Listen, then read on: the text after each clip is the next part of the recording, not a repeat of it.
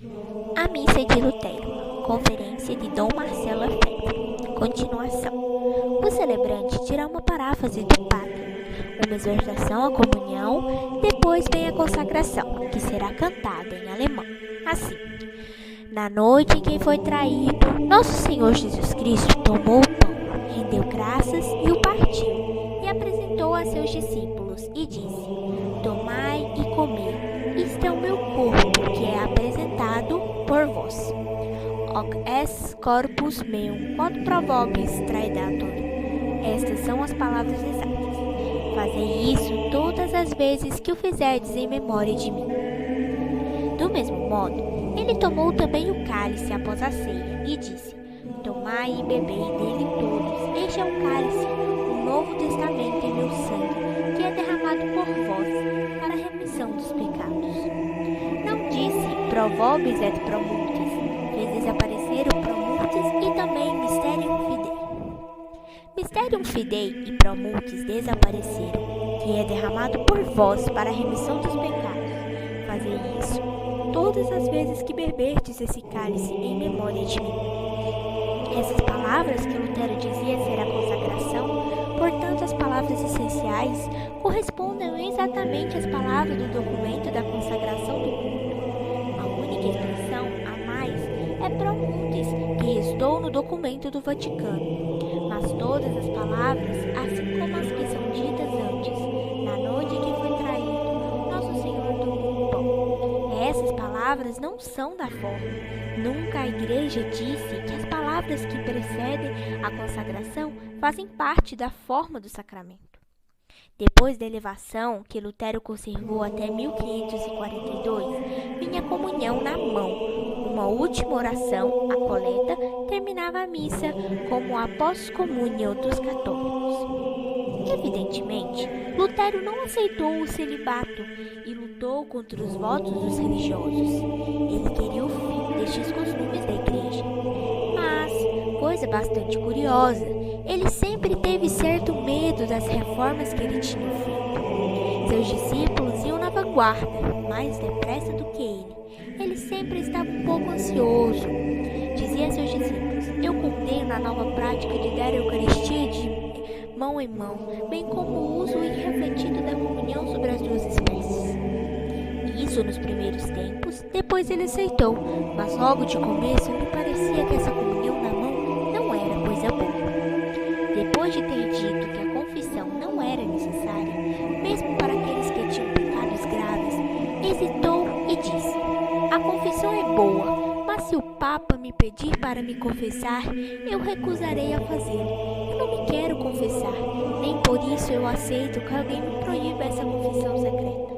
Eu não a cederei nem por todos os tesouros da terra, porque eu sei que o que ela já me proporcionou de força e de consolação. Lutero estava ruído de remorsos. No entanto, vivia devorado pela necessidade de fazer novidades, de mudar tudo, de ir contra o Papa, contra a Igreja Romana, contra o dogma. Por isso, ele continuou sua reforma. É evidente que a reforma litúrgica atual se inspira na reforma de Lutero. Eu disse isso em Roma a muitos cardeais. Vossa nova missa é a missa de Lutero. A isso me foi respondido: mas então ela é herética.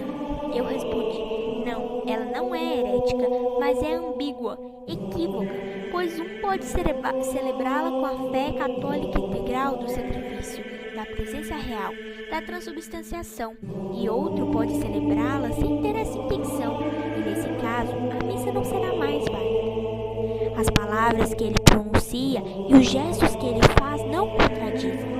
É equívoca, sim, equívoca.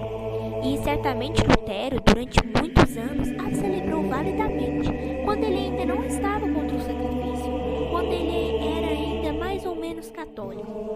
Porém, mais tarde, quando ele recusou o sacrifício, o sacerdócio, a presença real, então sua missa passou a não ter muita validade. Mas, como uma missa pode ser assim equívoca, é impossível fazer isso com o antigo rito, porque ele é claro. O ofertório todo diz com clareza o que nós realizamos. O ofertório é uma verdadeira definição do sacrifício da missa. Por isso é que Lutero era contra o ofertório, porque ele era por demais claro, e foi por isso que ele fez aquelas mudanças no cano, para não deixar perceber se é uma narração ou uma ação. Mas nós sabemos que a consagração é uma ação sacrificial. Eles sabem que em nossos antigos missais, antes do Comunicantes, está escrito infrazione, pois não se trata de uma narração, nem de um memorial, uma simples recordação. É uma ação sacrificial.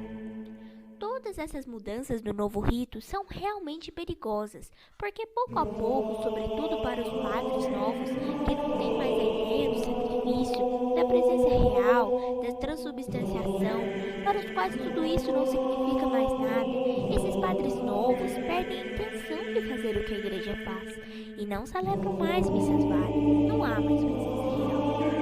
Certamente, os padres idosos, quando celebram conforme o novo rito, conservam ainda a fé de sempre. Celebram a missa no antigo rito durante tantos anos que conservam as mesmas intenções. Então se pode crer que a missa deles é válida. Mas à medida em que essas intenções se vão, desaparecem. Nessas mesmas medidas, as missas deixarão de ser válidas. Eles quiseram se aproximar dos protestantes, mas foram os católicos que se tornaram protestantes e não os protestantes que se tornaram católicos. Isto é evidente, ninguém pode dizer o contrário. Quando 5 cardeais e 15 bispos compareceram ao concílio dos jovens em Taizé, como esses jovens poderiam saber o que é catolicismo, o que é protestantismo? Alguns receberam a comunhão das mãos dos protestantes, outros dos católicos. Quando o cardeal Hildebrandt esteve em Gênebra, no Conselho Ecumênico das Igrejas, declarou: temos que reabilitar Lutero. Ele o disse como enviado da Santa Sé. Vede a confissão, em que se transformou a confissão, o sacramento da penitência, pois com essa absolvição coletiva, é caso pastoral esse modo de dizer aos fiéis: nós demos a absolvição coletiva. Os senhores podem comungar quando tiverem oportunidade. Se tiverem pecados graves, confessem-se no prazo de 6 meses a 1 ano.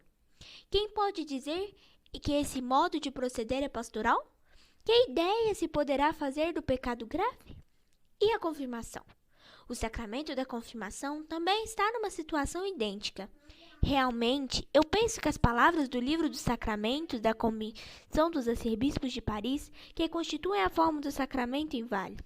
Por quê? Porque não há mais significação do sacramento na forma. O bispo, quando confere o sacramento da confirmação, diz: Signoti, signo crucis, et confirmo te chrismatis salutis, in nomine Patris, et Filii, et Spiritui Sanctis. E confirmo-te crismale salutis. A confirmação, confirmo-te. Agora estão dizendo: eu te assinalo com a cruz e recebe o Espírito Santo. É obrigatório esclarecer qual a graça especial do sacramento no qual se confere o Espírito Santo? Se não se diz essa palavra, ego te confirmo in nomine Patris, não há o sacramento. Eu o disse também aos cardeais, porque eles me declararam: o Senhor confere a confirmação sem ter o direito de o fazer. Eu o faço porque os fiéis têm medo que seus filhos fiquem sem a graça da confirmação, porque eles têm dúvidas a respeito da validade do sacramento, que é conferido atualmente nas igrejas. Não se sabe mais se é verdadeiramente um sacramento ou não. Então, ao menos para ter essa certeza de ter realmente a graça, me pedem para crismar, e eu faço porque me parece que eu não posso recusar aos que me pedem a confirmação válida. Pois aos menos a eles recebem a graça, mesmo que já não seja lícito, porque nós estamos num tempo em que o direito divino natural e sobrenatural passa à frente do direito positivo eclesiástico, já que este se lhe opõe em vez de lhe servir de canal. Estamos em uma crise extraordinária. Nós não podemos seguir essas reformas. Onde estão os frutos dessas reformas? Eu, de fato, me pergunto: reforma litúrgica, reforma dos seminários, reforma das congregações religiosas, todos esses capítulos gerais, onde eles estão colocando essas pobres congregações atualmente? Tudo se acabando. Não há mais noviços, não há mais vocações. Eles próprios reconhecessem que não há mais vocações. O cardeal arcebispo de Cincinnati o reconheceu também no Sínodo dos Bispos em nossos países. Ele representava todos os países de língua inglesa. Não há mais vocações, porque não sabem mais o que vale. Nós devemos nos conservar na tradição. Só a tradição nos concede realmente a graça, nos proporciona realmente a continuidade na igreja. Se abandonarmos a tradição, passaremos a contribuir para a demolição da igreja. Também nisto disse aqueles cardeais: não vedes o que o esquema da liberdade religiosa do concílio é um esquema contraditório? Na primeira parte do esquema está dito: nada muda na tradição, e dentro do esquema está tudo ao contrário da tradição, o contrário do que disseram Gregório XVI, Pio XI e Leão XIII. Portanto, é preciso escolher: ou estamos de acordo com a liberdade religiosa do concílio, e então somos contrários ao que esses papas disseram, ou então nos conservamos de acordo com esses papas, e então nos recusamos a concordar com o que está contido no esquema sobre a liberdade religiosa. É impossível estar de acordo com os dois. E acrescentei: eu me atenho à tradição, sou pela tradição, e não por essas novidades que constituem o liberalismo. Não é absolutamente outra coisa senão o liberalismo, que foi condenado por todos os pontífices durante século e meio. Esse liberalismo penetrou na igreja através do concílio, a liberdade, a igualdade e a fraternidade. A liberdade religiosa, a fraternidade, o ecumenismo, a igualdade, a colegialidade. Estes são os três princípios do liberalismo, originados dos filósofos do século XVIII, e que levou a efeito a Revolução Francesa. Foram essas ideias que entraram no concílio por meio de palavras equívocas. E agora vamos abrir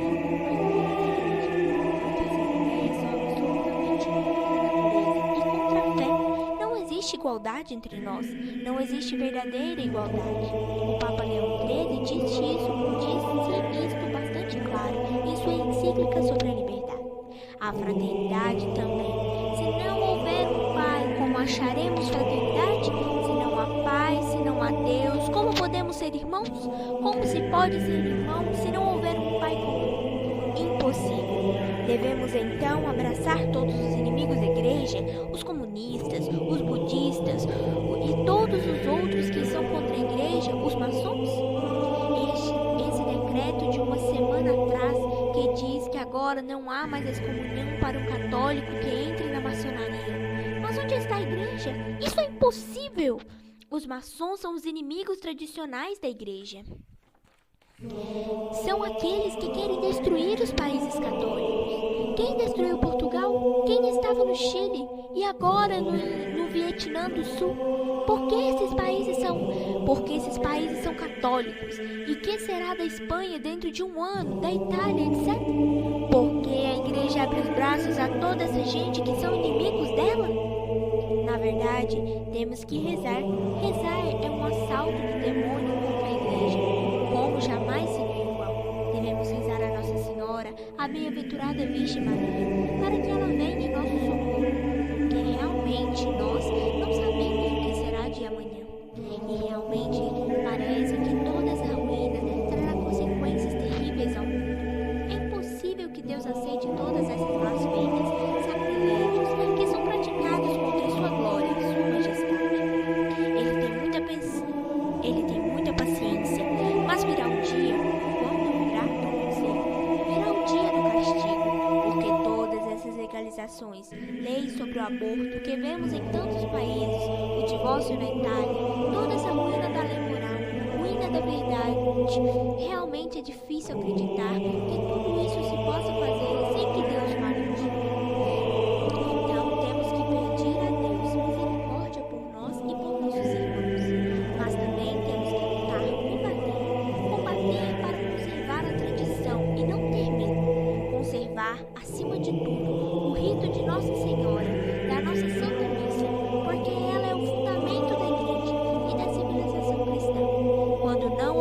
faz uma verdadeira missa na igreja, a igreja acabará. Portanto, temos que conservar este rito, este sacrifício.